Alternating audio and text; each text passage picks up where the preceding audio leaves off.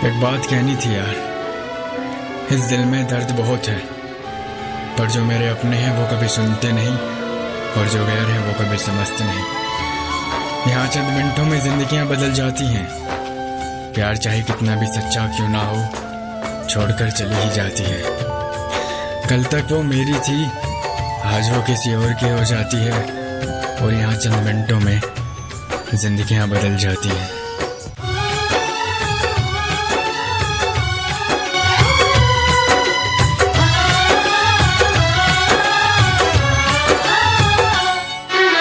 दिल में रहलू, दिल में रहबू, तुझसे कितना प्यार करीले तू का जानबू।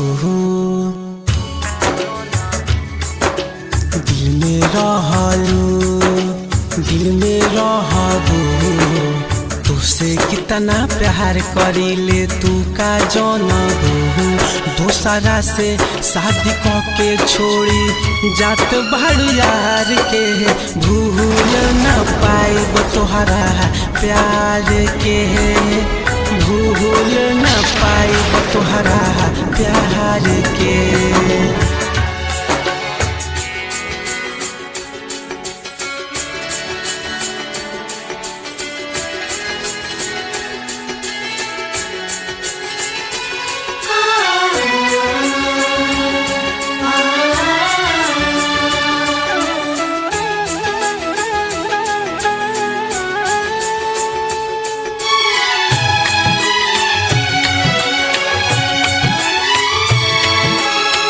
वादा कोई लुकाए हमसे जीवन भर के साथ के, बीचों ही में छोड़ तारू हथावा से हाथ के।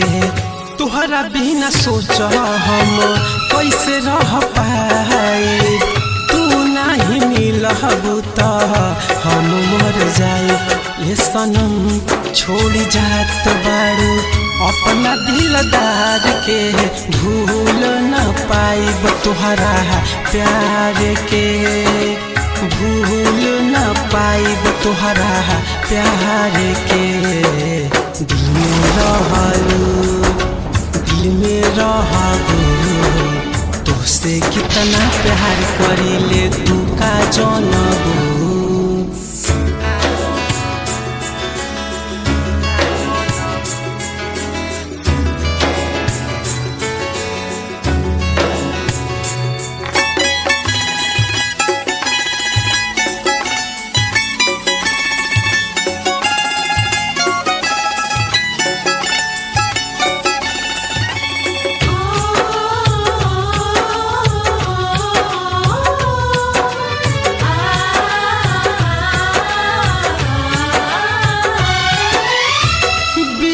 बिहारी तोके कबो ना भूलई है, सोनू विकास जान तोहरे के चाहे।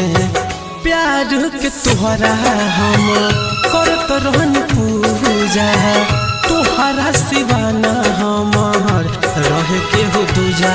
जात बाड़ू तू सुभाषावा के सपना के जार के, भूल न पाइब तोहरा प्यार के, भूल न पाइब तोहरा प्यार के। दिल में रहलू, दिल में रहबू, तुझसे कितना प्यार करीले तू का जानबू। दूसरा से शादी के छोड़ी जात बाड़ू यार के, भूल न पाइब तोहरा प्यार के, भूल न पाइब तोहरा प्यार के।